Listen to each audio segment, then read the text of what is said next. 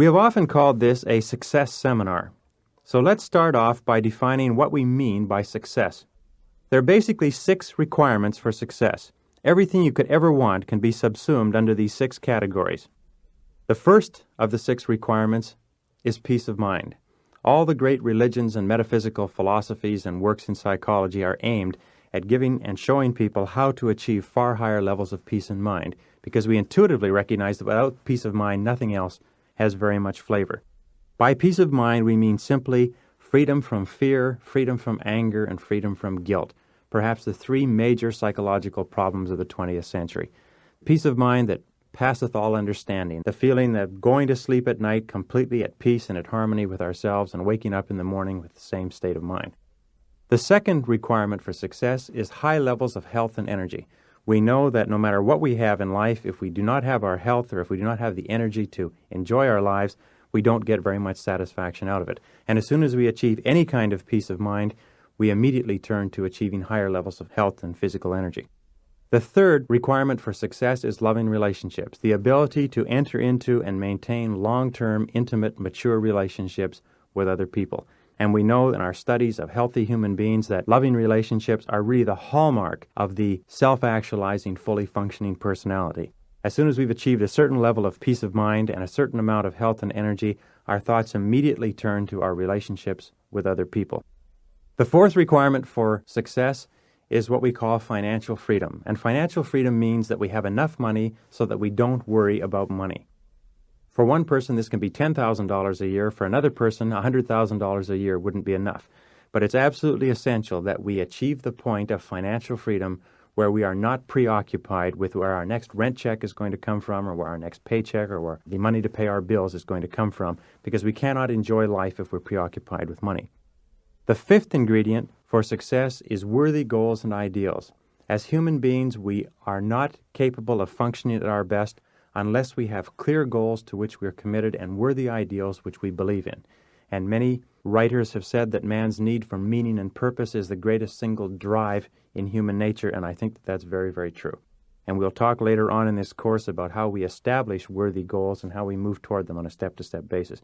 And finally, the sixth ingredient of success is a feeling of personal fulfillment, or what Abraham Maslow called self-actualization, the feeling that we are becoming everything that we are capable of becoming as human beings, that we are fulfilling our full potential as we move along. And this feeling of personal fulfillment, this sense of self-actualization, is the hallmark of the truly mature, fully functioning human being. Now, we all measure our success relative to our ability to enjoy more of these 6 ingredients of a well-rounded life. And again, we come back to our question, why is it that so few people can be described as successful? We live in the richest, most abundant society in all of human history. We have living standards and opportunities undreamed of just a few years ago. And still, the vast majority of men and women, as Thoreau said, lead lives of quiet desperation. They're unhappy with their work, they're unhappy with their families, they're unhappy with their health, they're overweight, they smoke too much or drink too much or worry about their bills all the time. Less than 5% achieve any real lasting success in life. At least 80% of all people reaching retirement age in our society today end up flat, broke, penniless, dependent upon others for survival. Only 5% or less achieve financial independence in their lifetimes, in spite of 40 years or more of well-paid work and limitless opportunity to learn and grow and improve themselves. One of the reasons for this lack of success, I think, is that we come into the world with no instruction manual. We are born as the most advanced and complex organism in our universe, but we have no directions for getting the very most out of ourselves as a human machine. It would be exactly the same as if we went to the store and bought a personal computer and took it home and set it up and found that we had no instruction manual, no operating instructions to tell us how to use the machine to get the very most out of it. As human beings, we're exactly the same. We come into the world with no instruction manual, and we spend the majority of our lives, the vast part of our lives, trying to figure out how to get the very best out of ourselves.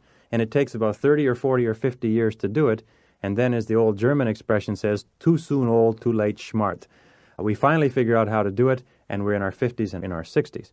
One of the purposes of this course is to serve as an instruction manual for getting maximum performance out of ourselves.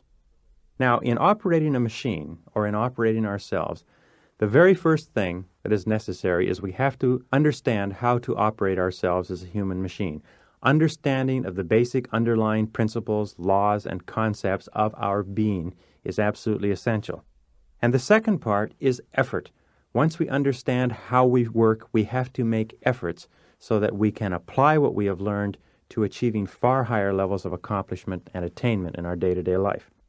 Most people, unfortunately, lack the understanding, and if they do have any understanding at all, they're not willing to make the necessary efforts. As a result of this program, you will find that it is much easier to make those efforts on a consistent basis than not.